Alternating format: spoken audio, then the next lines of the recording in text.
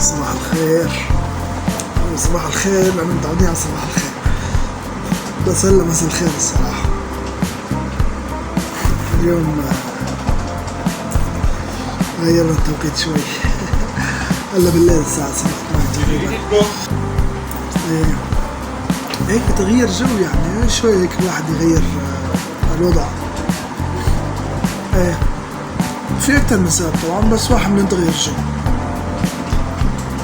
اليوم نفس الوقت يعني سبحان الله، تعرفوا تبع انه رب صدفة افضل من 1000 ميعاد، وتبع انه احيانا الشيء اللي تكون حاسب حسابه هو بيكون احسن شيء، انت يعني تكون هامل له الموضوع بس بيكون هو احسن شيء. الخ بدون طول سيرة، اليوم تأخرنا بالفيقة لسبب كتير بسيط. امبارح تأخرنا بالنوم لسبب كتير بسيط، انه في شخص مزعج، مو مزعج، هو حبيبي ساكن معي بغرفة، فكان اخذ مثل اجازة ساعية بدوامه بالليل الساعة 11 بده ياكل ويخلص وكذا وهيك. ما فاجأ قاعد هون واكل ومدري شو حرك وما ففقت لسه كنت نايم، ضليت فايخ بس انه انا بتختي وهيك، بس ما نمت، ما قدرت انام. صوته حرطمة وتحريك فتأخرت ومنيح نمت. ففقت الساعة 6:15، فهيك كان شكلي. طلعت الموبايل 6:15، خلينا ناخد يوم استراحة وننام. والله أنا النعس بعيوني مثل ما يقولوا النوم سلطان. رجعت قلت تخيل واحد فايق من النوم و conversation with himself حديث داخلي، حديث نفسي. فطلعت هيك قلت لا، وش رأيك؟ احنا عم نحكي عن المبني عادي، ونحكي عن قليل دائم أفضل من كثير زائد.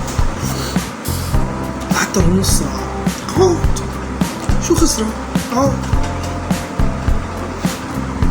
وين ما قمت وغسلت وشي ومدري شو هيك، صار 6:30 7 إلا تحت، من 7 إلا ربع لتلت هيك شي ل 8 ربع.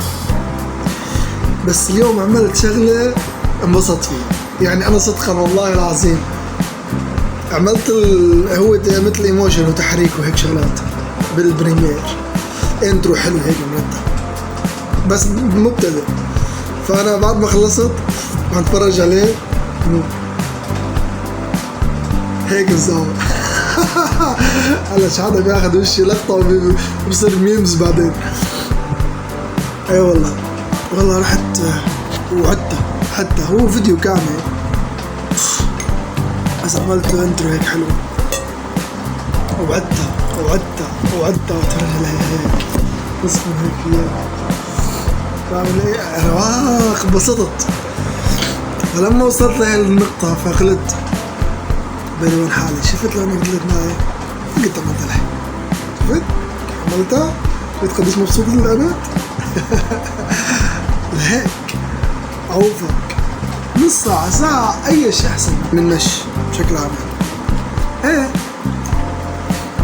الحمد لله هيك. ايه والله احنا اليوم 13 مو بظن سنة 13 إذا ما خاب ظني. anyway الأيام هي رقم، بس ممكن يكون شيء بيوم واحد يصير معك يعود أسبوع لورا. بس سيء بالجيد، ما عم أحكي بس من جهة التفاؤلية والإيجابية، سيء بالجيد. يعني أنت لازم تشتغل يوميا بطريقة متتالية ومتابعة ومستمرة. تحسب حساب السيء هو ممكن يجي يوم 2 3 ما تقدر تساوي شيء، فتكون حاسب حسابك إنه أنت ماشي. ونفس الشيء لما تكون ماشي بطريقة سيئة تضل متفائل وإيجابي، إنه ممكن يجي يوم تسحب 4-5 ساعات، يوم عطلتك مثلا كذا هيك، إن كان بشغل، إن كان بتعليم، إن كان بي حتى بالعلاقات. عرفت كيف؟ العلاقات كمان هي عبارة عن أرصدة. صديقك بتحبك وبتحبه، كان يقلنا المثل إذا حبيبك عسل لا تلحسه كله.